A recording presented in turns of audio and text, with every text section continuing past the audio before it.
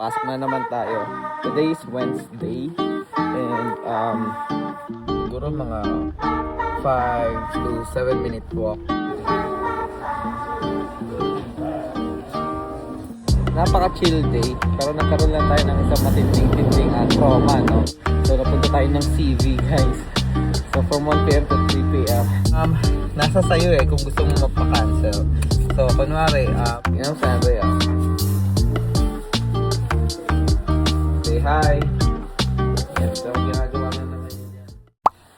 Hi guys, good morning. Welcome back sa day 4 ng ating daily vlog.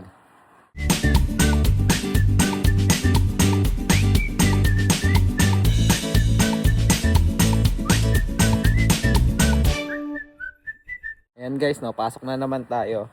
Today is Wednesday and masaya yung lakad natin kagabi, no? And today is on call nga tayo dahil nakipagpalit tayo ng call kay Tony. And tingnan natin, late na kami nakauwi kagabi. I think mga around 10 na siguro yung uwi ko. And then nakatulog kami ni Andre, I think 11. Nag-upload pa kasi ako guys. And nag-edit, no? So pahirapan talaga ang daily vlog guys.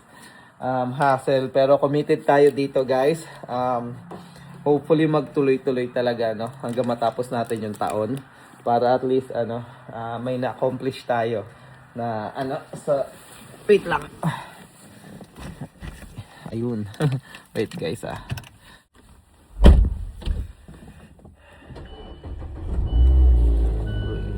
para may ma-accomplish tayo this year, no?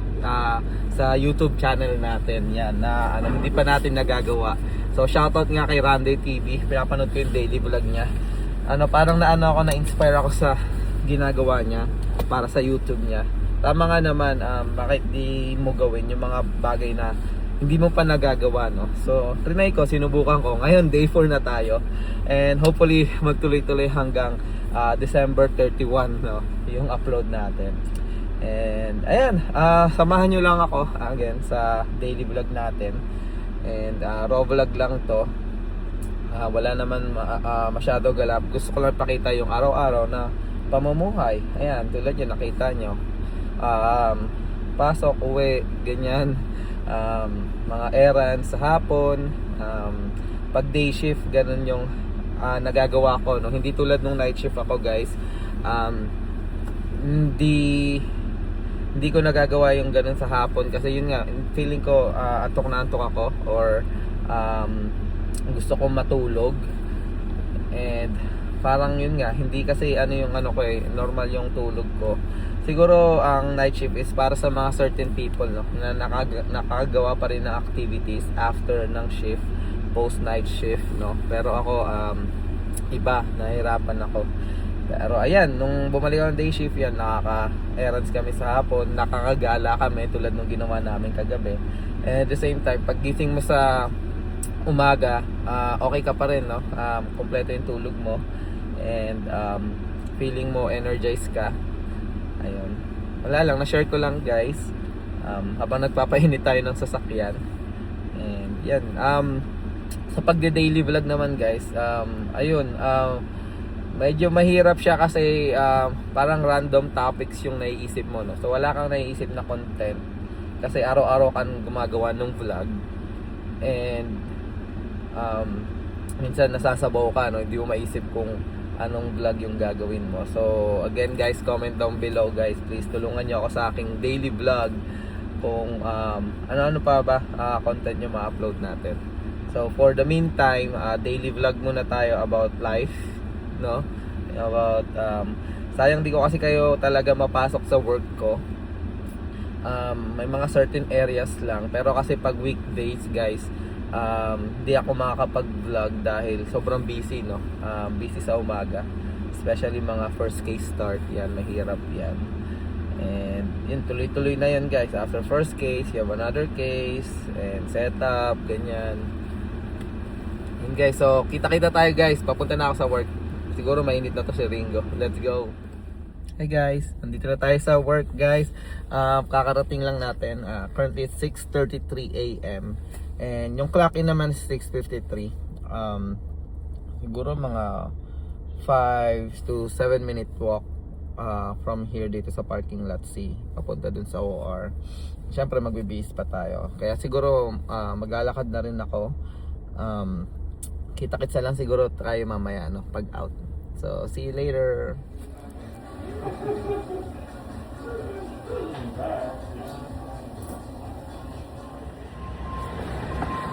What's up guys? Ayan, uwian na natin. Grabe, ano ba tawag nito?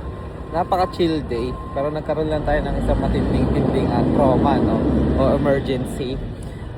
Mamaya ikwento ko sa sasakyan. Pero overall, I think from 7 a.m. to 8 p.m. To 8 a.m. parang ano lang yun, in service. So every Wednesday may in service kami. And in service kung ano mga bagong equipment, more on learnings, teaching yon. And then huddle na rin sa team. And afternoon from 8 a.m. to I think 9 a.m. nagano lang ako SRP. So tumulong lang ako magkuha ng trays. Kasi guys, sobrang walang kaso today. And hindi naman tayo tinanong kung gusto natin umaga kasi on call ako today. And after nun, wala na. Standby na ako for trauma hanggang pumatak yung 1 p.m. And then yun nga, doon na pumasok yung emergency heart case. So mamaya sabihin ko sa inyo. Ayun nga, so meron tayong aortic dissection na emergency or case kanina. So napunta tayo ng CV guys. So from 1 p.m. to 3 p.m. gawa tayo ng CV case, which is fine, okay lang naman. Adrenaline rush kasi surgical emergency. And ayun, it's a good experience kasi na-revive naman yung pasyente. So na-stable na siya. Para sa akin it's a win situation, yung nangyari kanina. Kasi kahit pa paano, ayun, may ginawa tayo. And yun nga, tulad ng sinabi ko kanina, madalas kapag low yung census, nagpapauwi sila or so kanina low yung census and I think nasa 40s, actually hindi naman super low, pero nagtatry sila mag down staff or magbawas ng tao. Pero yun nga, may mga napapanood akong vlogger, sabi nila yung cancellation dito kasi sa Loyola, I don't know, pero sa OR namin nasa sayo kung gusto mo magpa-cancel. So kunwari naka-schedule ka, tatawagan ka nila kung gusto mo ipa-down staff ka, kung gagamit ka ng PTO mo or without pay. Tatanungin ka nila kung gusto mo. So pag hindi ka naman pumayag, sasabihin mo, no, I think I'm good, I'm going. Ayun, wala silang magagawa kundi yun, papasok ka. Pero syempre yung iba tinitake yung mga ganitong opportunity, para magkaroon ng one day off. So minsan ako, pag tinawagan ako, gusto ko mag down staff, ayun, pumapayag ako. Pero ito today hindi ako pumayag kasi nga nag-call in na ako 2 beses, doon nabangga yung sasakyan ko. Saka nung galing ata akong Cancun, nakapag-call in ako ng isa. So yun nga, ayoko naman na bawas ulit ng PTO ko. And yun, wala sila magawa. So out of room ako, wala akong kaso. So trauma lang ako. And ayun, tumulong lang ako sa SRP, yung sterile reprocessing production, sa baba, yung mga sterile instrumentation, saka mga trays, ayan. So tumulong ako yung parang kunwari may tawag yung OR-19, kailangan nila ng ganitong tray. So ako na yung kumukuha sa lift and then binibigay ko sa kanila. So parang runner. And then syempre tumulong din tayo sa mga iba-ibang room. Ayan, binisita natin si Kuya Alan, which is nagkaroon siya ng pink slip, emergency facial trauma fracture, dog bite, kinagat ng aso, German Shepherd. And partner niya nga si Tony, dalawa sila. And since out ako, ayun, nakiusap sa akin, oh, baka gusto mo naman tumulong sa ano. So pinuntahan ko siya. So nag-aasaran kami noon eh. Sabi ko, sino nga, iyak ka na eh, puntahan na kita. So yun, tumambay ako doon ng mga ilang minuto, tumulong-tulong hanggang sa pumasok na yung pasyente nila, makapag-set up sila.